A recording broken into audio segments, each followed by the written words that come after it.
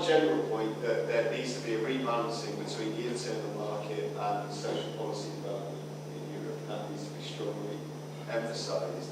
And specifically, I think for Unite, our priority will still be a strong, effective temporary and agency workers directive with rights from day one of employment. If you trace, for instance, corporate taxation, it is very clear evidence that if one country lowered their corporate taxation, the other countries followed suit. So basically, the only way to avoid this trap is if you argue for sexual tax harmonization on a European level. Well, then the argument goes, no, we're losing our sovereignty in setting our tax. Well, the sovereignty is already lost because you have no choice other than following suit in lowering the taxation.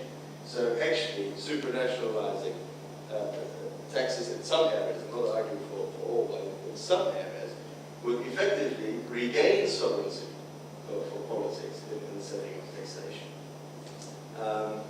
As the policy I want to see in the manifesto, well, I would like to see, first of all, a proper analysis that we're not talking about Europe in isolation, but that we're talking about a very complex set of issues that has global scope, and we have to take this on board.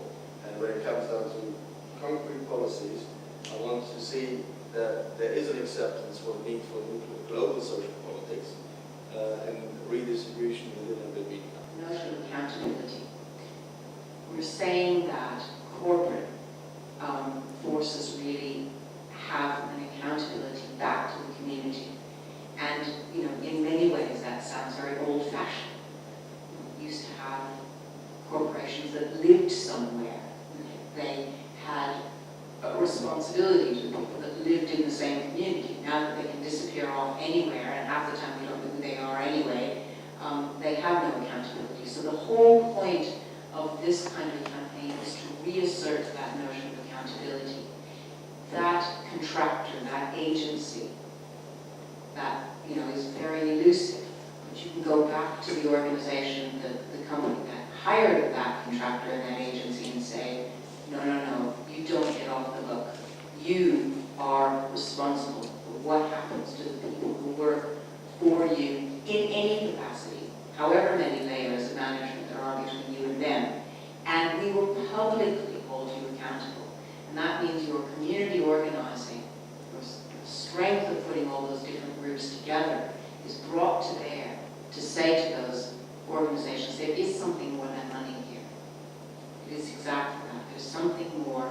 There's a value to what you owe back to this community. You're part of it.